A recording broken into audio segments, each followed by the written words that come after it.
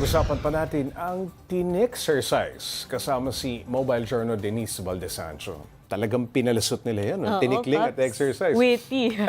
Ano bang nawo-workout na body part o muscle group nitong tin-exercise? Paps, kung mapapansin natin sa video, makikita naman natin, it's very obvious, good for cardio talaga ito. Mapapagod ka talaga dyan. But aside from that, syempre, full body workout na rin siya. Iba't Okay. ibang almost Okay. every part of your body talagang na-activate dito. Pero even yung balance daw, Paps J, natitrain core. dito. Oo, Aba. Paps. So, pero ang pinakamaganda daw kasi dyan, itong exercise or workout na ito, nag-e-enjoy yung mga gumagawa and nakakagawa nga sila ng sarili nilang move. So what more nga kung na-develop ito at talagang mapaganda yung produkto. So yun yung Sasamahan pa pinagmamalaki ng, ni Demeven. tugtuging, Pwede.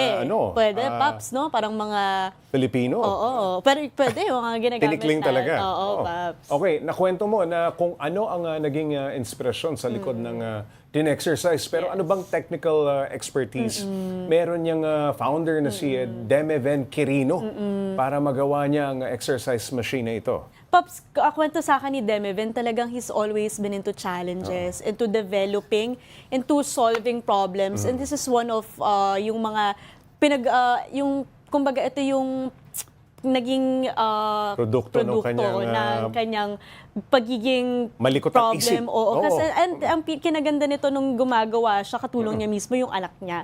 Yung pamilya niya, dahil yung anak niya ay may expertise din when it comes to making products like this. Nakunento niya yung development, ang hirap. Kasi paano natin gagayahin yung movement ng tinikling mismo.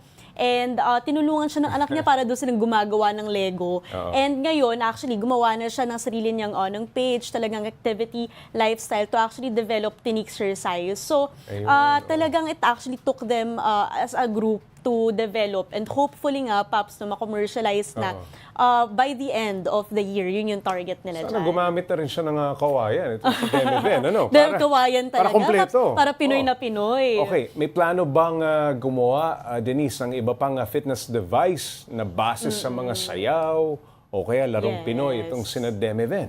This is the start Pops J, for them. Nabanggit nga ni Demeven sa interview, napakadami nating mga workout regimens na nanggaling sa ibang bansa.